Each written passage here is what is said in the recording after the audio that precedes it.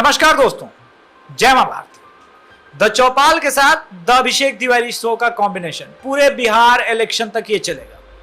बिहार के बारे में बात करेंगे, बिहार के जज्बात के बारे में बात करेंगे, लेकिन बिहार के बारे में बात करने से पहले जो बिहारियों ने 90 के दशक में दंश झेला है उसके बारे में बात करना जरूरी है। बात करेंगे सिवान की, चंदा बाबू की। चंदा बाबू की मार्मिक दास्तान है, सुनना और समझना बिहार वासियों को जरूरी है। 2020 में जब आप वोट करने जाएंगे उसके पहले उन युवाओं को समझना जरूरी है जिन्होंने बिहार का पलायन का दंश झेला है। बिहारी होने के नाते हर तरफ गालियां सुनी है, उसकी जिम्मेदारी राजद को तो उठानी पड़ेगी। चंदा बाबू की पारचून की और एक किराने की दुकान थी। उनके बेटे सतीश, गिरीश और राजीव, उन्हीं की कहानी है। रंगदारी मांगने के लिए शहाबुद्दीन के कुछ गुंडे उनके पारचून दुकान पे पहुंचे, जहां पे सतीश था। उसके गले में लगभग 2.5 लाख रुपए पड़े हुए थे, डालडा का केन उतरने वाला था। सोचिए, वहां पे कुछ लोग पहुंचते हैं और धमकी देते हैं कि पैसे दो, 2 लाख रुपए। उन्होंने कहा कि खर्चा पानी के लिए मेरे पास 20-30 हजार रुपए हैं, मैं दे सकता हूं। ऐसा नहीं कि रंगदारी देने से मना किया था दोस्तों, रंगदारी तो आपको देना था। और इसी वजह से मैं एक सवाल उठाता हूं अभी इसी वक्त। आप रोजगार की बात करेंगे, कैसे होता उत्पन्न रोजगार, जहां पे हर एक इंडिविजुअल काम करने वाले को, चाय वाले से लेकर के पान दुकान वाले से लेकर के सबको किसी न किसी गुंडे को पैसा देना पड़ता था। क्यों? क्योंकि जिंदगी तो बचानी है, पैसा तो आप कमा लेंगे, कहावत था। कहानी में आगे बढ़ते हैं। सतीश किराने दुकान पे मौजूद था, गुंडे गन पॉइंट पे उसको रखे हुए थे। आप जानते हैं हम हिंदुओं के पास कितनी हथियारें होती हैं घर में या दुकान में। चाकू, वो भी सब्जी काटने वाला। खैर, उसके पास कुछ तेजाब था जिससे आप टॉयलेट साफ करते हैं ना, वो वाला तेजाब उसने हवा में फेंका ताकि गुंडे कुछ दूरी पे चले जाए। इसके बाद जो हुआ वो आपका दिल दहला देगा। सतीश को और उसके भाई गिरीश को तेजाब से नहला दिया गया। चंदा बाबू अपने काम से पटना शहर में आए हुए थे। उनको फोन जाता है कि आपके बेटे सतीश को और गिरीश को मार दिया गया है। तीसरा बेटा राजीव उस वक्त वहीं खड़ा था। वो भागने की कोशिश करता है मगर पकड़ा जाता है। उसको पकड़ के लेके जाते हैं और कहते हैं इसको अलग स्टाइल से मारें। जब शाम को आपको ये फोन आया कि आपके 3 बेटे, तीसरे सबसे छोटे बेटे को पकड़ लिया गया है, किडनैप कर लिया गया है, 2 बेटे को तेजाब से नहला के मार दिया गया है, सिवान मत आना। समझिए क्या दबदबा था। आप रोजगार की बात करते हैं, क्या ऐसे भयंकर माहौल में कोई रोजगार कर पाएगा?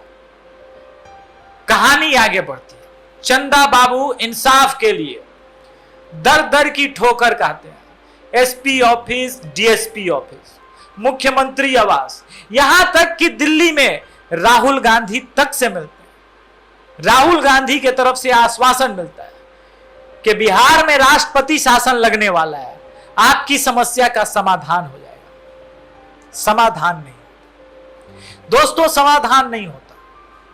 हर तरफ से हारने के बाद बेटा उनका किसी तरह से बच के आ जाता है, भाग के। एक गन्ने की लॉरी होती है, उसमें छुप के आ जाता है।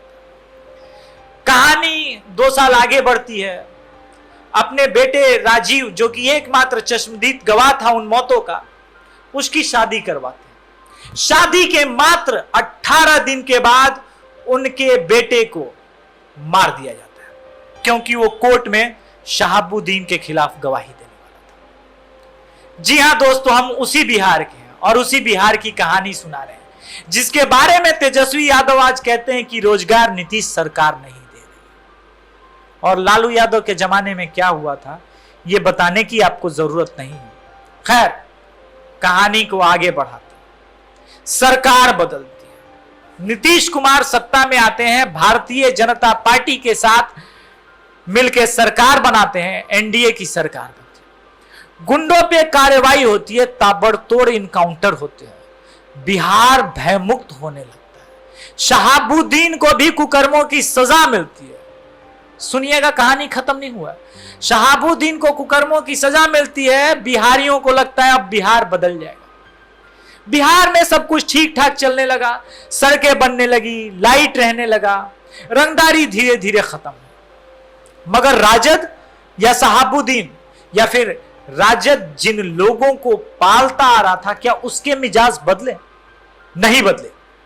2015 में राजनीति करवट लेती है। नीतीश कुमार जी इस उम्मीद में कि राजद में शायद तब्दीली आ गई हो, सरकार राजद के साथ मिलकर बनाते हैं। बिहार की जनता बम्पर वोट देती है, राजद सत्ता में आती है। सत्ता में आने के साथ ही शहाबुद्दीन जेल से निकलता है। बिहार वासियों के कलेजे पे सांप लौट जाता है। ऐसा लगता है कि वापस जंगल राज की तरफ कहीं बिहार तो नहीं चला जाएगा।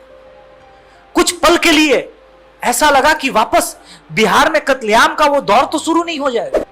मगर नीतीश कुमार के प्रशासनिक तौर तरीकों के बारे में सवाल उठा पाना मुश्किल है। उदाहरण देता हूं, गया में आदित्य नाम के लड़के का हत्या होता है। अब सुनिएगा, यह भी कहानी इंटरेस्टिंग है। आदित्य की जो हत्या होती है उसमें बिंदी यादव के पुत्र का हाथ होता है। बिंदी यादव की पत्नी मनोरमा देवी जदयू की नेत्री होती है, एमएलसी होती है।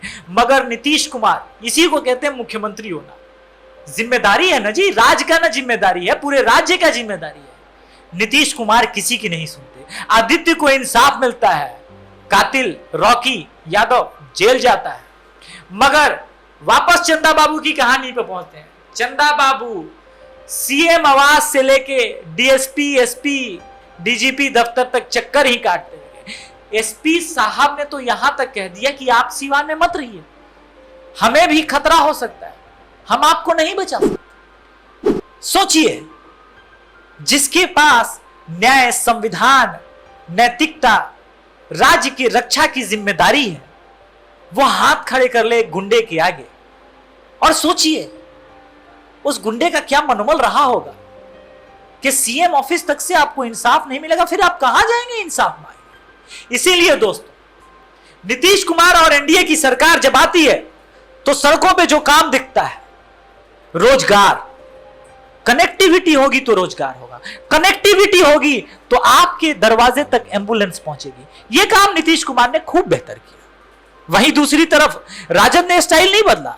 राजद का स्टाइल आपको समझाता हूं। उनके एक पूर्व विधायक है राजबल्लभ यादव, जो माइनर लड़की की रेप के केस में फंसे। मैंने क्यों कहा कि चाल चरित्र बहुत इंपॉर्टेंट है। हिना साहब को 2019 में राजद ने टिकट दिया लोकसभा चुनाव का, वहीं दूसरा राजबल्लभ यादव की पत्नी को भी टिकट दिया। कास्ट के बेसिस पे ये लोग खेलने वाले बिहार के जनता के साथ। राबड़ी देवी कहती हैं कि राजबल्लभ यादव जी को सिर्फ इसलिए फंसाया गया क्योंकि वो यादव हैं। यह बात और है कि बिहार की जनता ने 40 में से 39 सीटें दी। मगर राजनीतिक चाल चरित्र आपको बताना जरूरी है, क्योंकि बिहार वोट करने वाला है और मैं नहीं चाहता कि वापस जंगल राज की पुनरावृत्ति हो। जय श्री राम दोस्तों, आज के वीडियो में बस इतना ही। आने वाले एपिसोड में हम बात करेंगे जो बिहार में राजनीतिक हत्या हुई, जातीय संघर्ष हुआ और उसमें लालू यादव जी का कितना हाथ था जिसने बिहार को पिछड़ा बनाया। आज मुझसे आप ये मत सवाल पूछिए कि नीतीश कुमार जी ने क्या क्या किया। बस आप बिहार आइए और देखिए कि नीतीश कुमार जी ने क्या क्या किया। जय श्री राम।